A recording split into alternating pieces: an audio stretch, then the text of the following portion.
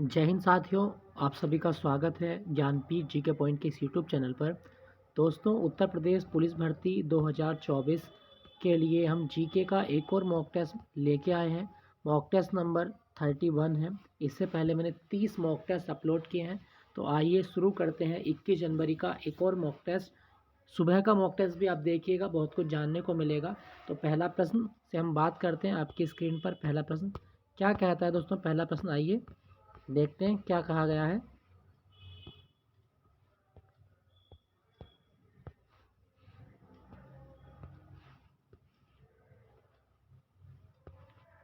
पहला प्रश्न दोस्तों, वीरता पुरस्कार प्राप्त करने वाली पहली आईएएफ मतलब है भारतीय एयरफोर्स महिला अधिकारी कौन बनी है? तो दोस्तों, भारत में वीरता पुरस्कार प्राप्त करने वाली जो भारतीय वायुसेना की अधिकारी हैं उनका नाम क्या है? Option A Deepika Mishra.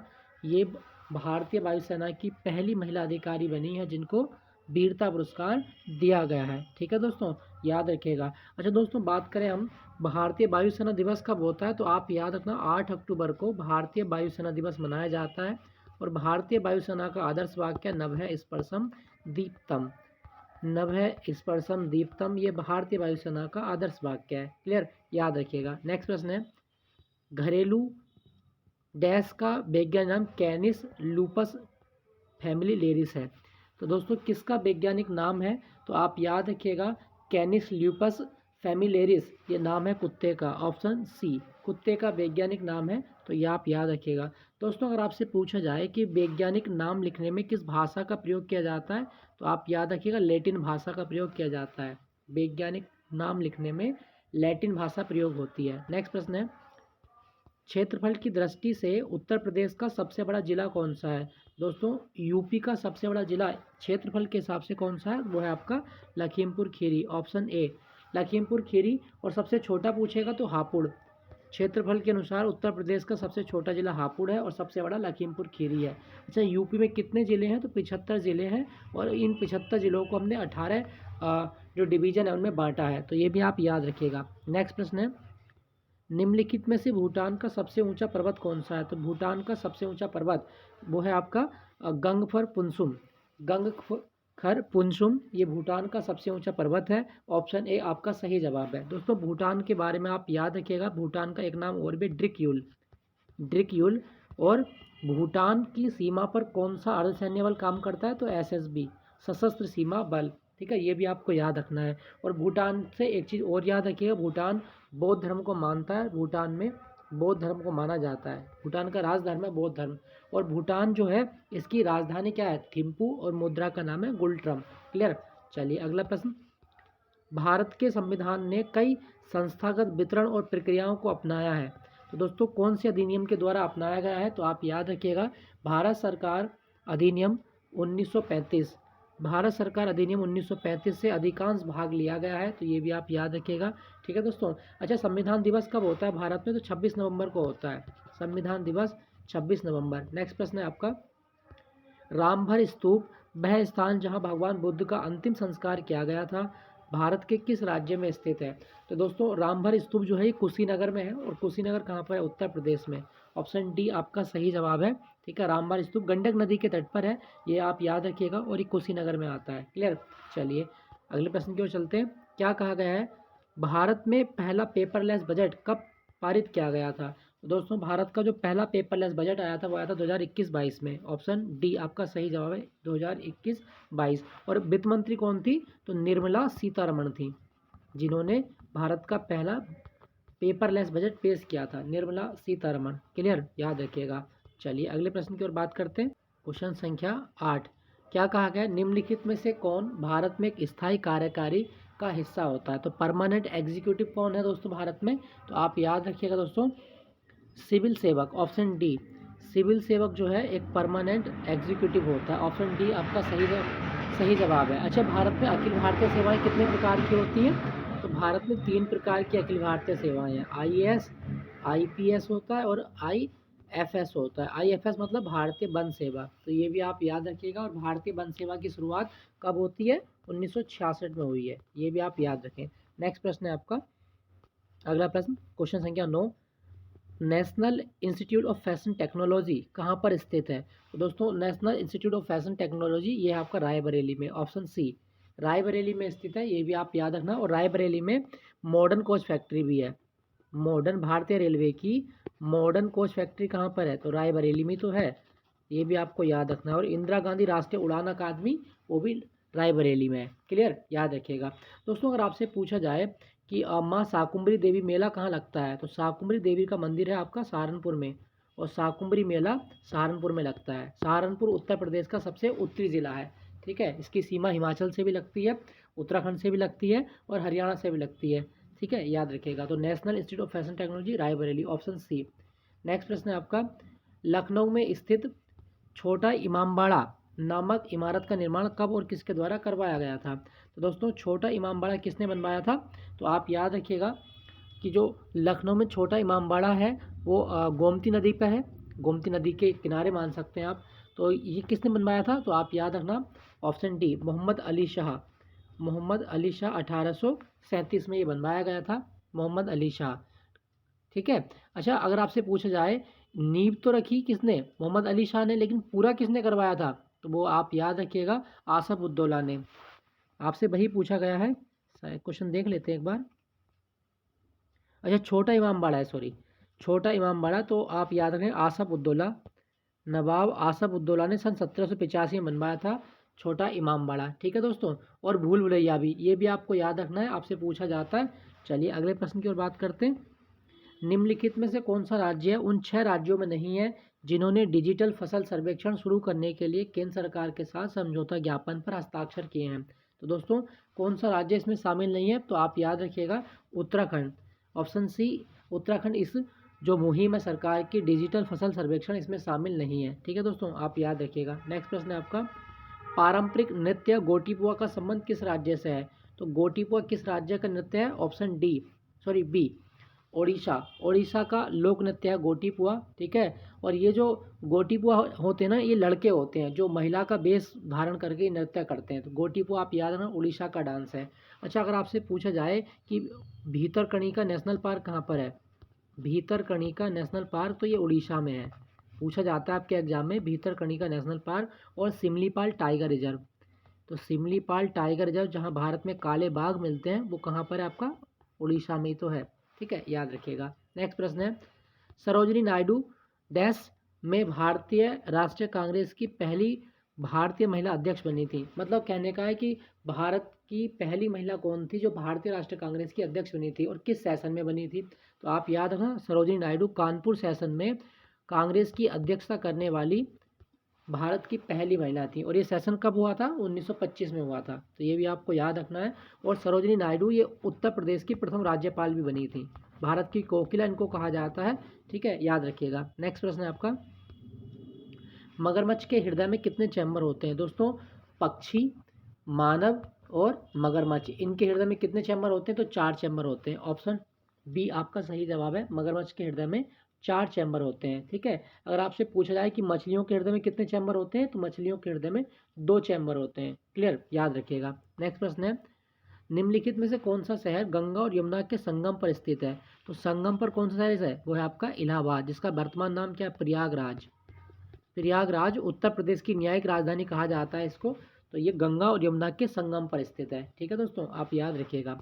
Next प्रश्न है, भाषा के आधार पर सर्वप्रथम भारतीय राज्य को किस वर्ष मान्यता दी गई? तो दोस्तों भाषा के आधार पर जो सबसे पहला राज्य बना वो बना था आपका आंध्र प्रदेश। तो अगर आपसे पूछा जाए कि प्रथम बार मान्यता कब दी गई? 1953 में।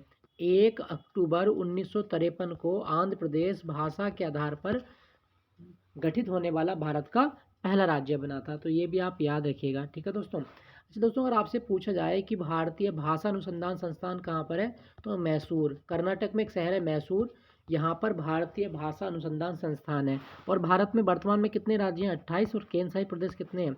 8। ठीक है, ये भी आप याद रखिएगा। नेक्स्ट प्रश्न है आपका, अगला प्रश्न क्या कहता है? क्वेश्चन संख्या 17, गुरु नानक देव का जन्म कहाँ हुआ था? तो गुरु नानक देव ये सिख धर्म के संस्थापक माने जाते हैं और इनका जो जन्म हुआ वो हुआ था तलवंडी में। तलवंडी, ऑप्शन सी आपका सही जवाब है, तलवंडी। अच्छा तलवंडी जो जगह है कहाँ आती है? तो आप याद रखना ये वर्तमान में लाहौर प्रांत में आती है, पाकिस्तान में। ठीक है दोस्तों, याद रखिएगा। चलिए अगले प्रश्न की ओर बात करते हैं। नेक्स्ट प्रश्न है आपका, 26 जनवरी 1950 को पहली बार गणतंत्र दिवस परेड कहाँ पर आयोजित की गई थी? तो दोस्तों ये हमें क्वेश्चन बताना है कि जो भारत का पहला गणतंत्र दिवस मनाया गया था वो परेड कहाँ पर आयोजित की गई थी? तो इसका सही जवाब होगा Irwin amphitheatre, option B. Option B आप याद रखिएगा, ऑप्शन बी। नेक्स्ट प्रश्न है आपका, अच्छा अब ना जो गणतंत्र दिवस की परेड होती है वो कौन से पथ पे होती है? कर्तव्य पथ, मतलब राजपथ का नाम बदलकर क्या रखा गया था? कर्तव्य पथ रखा गया था। नेक्स्ट प्रश्न है आपका, वियना में भारतीय हॉकी खिलाड़ी की एक मूर्ति है जिसमें उन्होंने 4 हाथों में 4 हॉकी स्टिक पकड़ी हुई है। तो दोस्तों ऑस्ट्रिया की राजधानी वियना में किस खिलाड़ी की मूर्ति है? ऑप्शन ए ध्यानचंद की मूर्ति है और ध्यानचंद को हॉकी के भगवान के रूप में दिखाया गया है। ठीक है, आप याद रखिएगा। मेजर ध्यानचंद, इनको हॉकी का जादूगर कहा गया है और इनकी आत्मकथा का नाम है गोल। ये भी आप याद रखना। हॉकी मैच की अवधि 1 घंटे की होती है और हॉकी भारत का राष्ट्रीय खेल नहीं है, ये भी आपको याद रखना है। नेक्स्ट प्रश्न है आपका, ललित कला अकादमी की स्थापना कब की गई? तो दोस्तों ललित कला अकादमी की स्थापना की हम बात करें तो ये हुई थी 5 अगस्त 1954 को। ऑप्शन डी आपका सही जवाब है, 5 अगस्त 1954। ठीक है, किसके द्वारा की गई थी? तो इसके स्थापना करने में जो भारत के पहले शिक्षा मंत्री हैं मौलाना अबुल कलाम आज़ाद, उनका बहुत बड़ा हाथ था, तो ये भी आप याद रखना। और ललित कला अकादमी नई दिल्ली में है, नई दिल्ली में है ललित कला अकादमी। नेक्स्ट प्रश्न है आपका, मोटर वाहन अधिनियम 1988 की धारा 43 के अनुसार वाहन के अस्थायी पंजीकरण हेतु डैश से अधिक अवधि की अनुमति नहीं है। तो दोस्तों ये हमें बताना है इसका सही जवाब क्या होगा। तो मोटर वाहन अधिनियम की इस धारा के अनुसार 1 महीने की अधिक की अवधि की अनुमति नहीं है। ऑप्शन बी आपका सही जवाब है। नेक्स्ट है, अस्थायी पंजीकरण के लिए 1 महीने ज़्यादा के समय आपको नहीं दिया जाता है। नेक्स्ट है, भारत ने किस देश के साथ पंचशील समझौते पर हस्ताक्षर किए थे? तो पंचशील समझौता भारत ने किया था 1954 में चीन के साथ में। तो ये भी आप याद रखना, 1954 चीन के साथ में, 29 अप्रैल वो डेट थी, 29 अप्रैल 1954 को पंचशील समझौता हुआ था। नेक्स्ट प्रश्न है आपका, क्वेश्चन है, संगीत शिक्षा हेतु उत्तर प्रदेश में जो प्रथम संगीत महाविद्यालय स्थापित हुआ वह कौन सा था? तो दोस्तों उत्तर प्रदेश में सबसे पहला जो महाविद्यालय स्थापित हुआ वो है आपकी भातखंडे, भातखंडे हिंदुस्तानी संगीत महाविद्यालय, ऑप्शन डी।